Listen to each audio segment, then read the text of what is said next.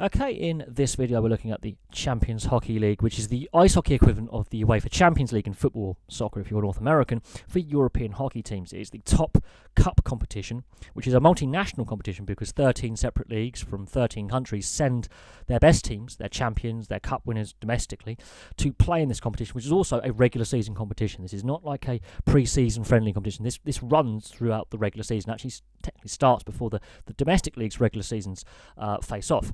It was first inaugurated in its current form in 2014-2015. There was an initial competition back in 2009 which carried the same name, but it couldn't run for a second season due to the financial crisis at the time in the late 2000s, early 2010s. Currently, there are 32 teams competing from 13 separate leagues, which is spread all over Europe.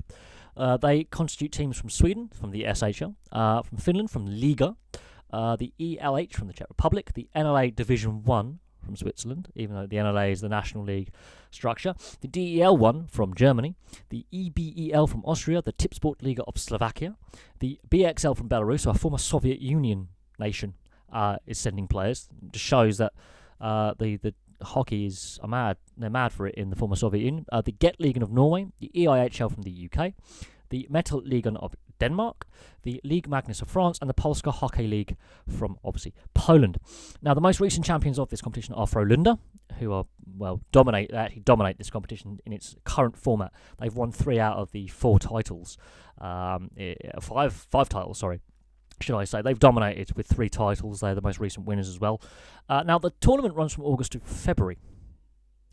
And this is really interesting because the pre-season hasn't even started in North America yet. We've already seen a couple of weeks' worth of competition in Europe here between the various teams in the group stages. It's very similar to the Champions League in football, soccer, the UEFA Champions League and the Europa League, which is the secondary European Cup competition in football, soccer. There's also a secondary ice hockey competition called the Continental Cup for those second-tier kind of clubs that play domestic hockey in the top leagues in Europe.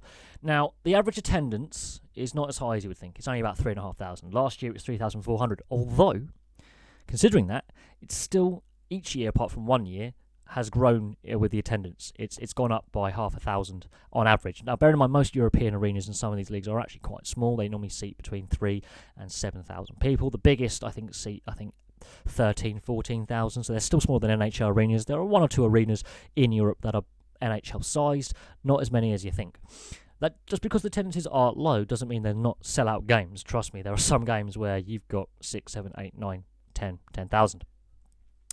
The points is really interesting.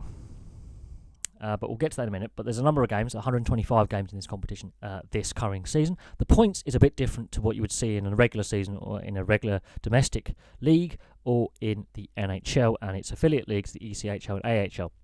For a regulation win, you get 3 points. For an overtime win, you get 2 points. For a tie in the playoffs, because it goes on for and against aggregate on goals, it's a point. For an overtime loss, standard 1 point, and a regulation loss is no points. So yes, there is a difference in the point structure. Also, a team is awarded 1 point for progression to the next round. Yeah, it's a strange point system. I'm struggling to get my head around it, but it's different. And that's what makes it interesting. It's also played, as I say, alongside the regular domestic seasons of the participating teams. So, as I say, it runs from August to February. The teams that compete in this competition technically don't have a pre-season. The early group stages are basically their pre-season games. So they have to basically play competitive hockey out the gate. And I watched a game last weekend between the Belfast Giants at home versus the Augsburg Panther on TV. The Augsburg Panther are from Germany. And the Panther came out 3-2 winners in overtime at the SSE Arena in Belfast, which was frustrating because I felt the Giants actually were the better team in regulation. They had a goal controversially disallowed, which we're going to see a lot of in ice hockey this season. The high stick was the shoulder above the crossbar, was the puck above the crossbar, that kind of controversial decision. And the referees gave the goal on the ice. And it wasn't conclusive by replays that goal should have been disallowed. And I assumed that the benefit of the doubt went with the officials on the ice. Cool, if it was like that. But a slight grey area, of course, goes to overtime. Who scores in overtime but the Panther? So I felt the quality was really good. 2 very different styles of league. The Elite League in the UK and the British-based hockey is more physical play, a few less skilled players, more brute force, some big hits, power forwards, that kind of thing. Whereas the German league has a few more skilled players in it. And there's 13 different styles of playing hockey, basically. And that's what's really, really fun. Now, as I say, there's also the IIHF Continental Cup. The winner of that automatically qualifies for this tournament. And the champions win the European trophy. It is really interesting watching this. Bearing in mind it runs concurrently with the regular seasons of these teams. Frölunda are the most successful team. They've won 3 titles and then also the most recent champions, and they have dominated the competition. But you've got to look at the amount of leagues that participate. It's mad. It is absolutely mad. And it's hard I think it would be strange, actually, to a North American to look at the fact that they play between August and February. August and February. So, this in itself is a distraction that some teams have to rotate your squad. This is a chance for two-way contracts players to get some game time in the regular season because of this. It is a really, really interesting competition. And as I say, the best way to describe it is the ice hockey equivalent of the Champions League. And the Continental Cup is, again, the Europa League in equivalent. It highlights some of the best European players, and there's a lot of TV deals go around the world. Even to Mexico, of all countries, has a TV deal with the CHL. The jerseys for the teams are slightly different. There's a big CHL logo on the jerseys, so they're different from their regular season jerseys that you would see in their regular league and domestic cup competitions. But it is kind of fun. It is kind of fun. The prize money is not as much as you think either. It's only, I think the original season was 1.5 million euros. I believe that has obviously clearly gone up. And, of course, more nations now participate. Originally, it was only 6 founding leagues, so that actually reduced the amount of nations. Only 6 nations originally participated in this, so it has grown massively and continues to grow.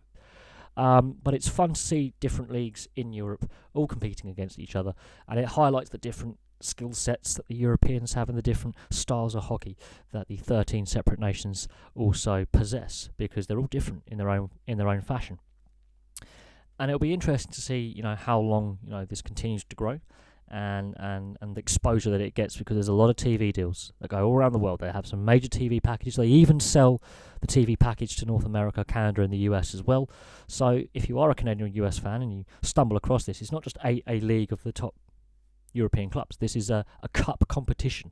It's not a separate league, standalone league. This is a cup competition. These teams that play in this will also play in their domestic leagues as well. And this is added games onto the rather hectic schedule that you would have with your regular season and regular playoffs and regular cup competitions. And then this.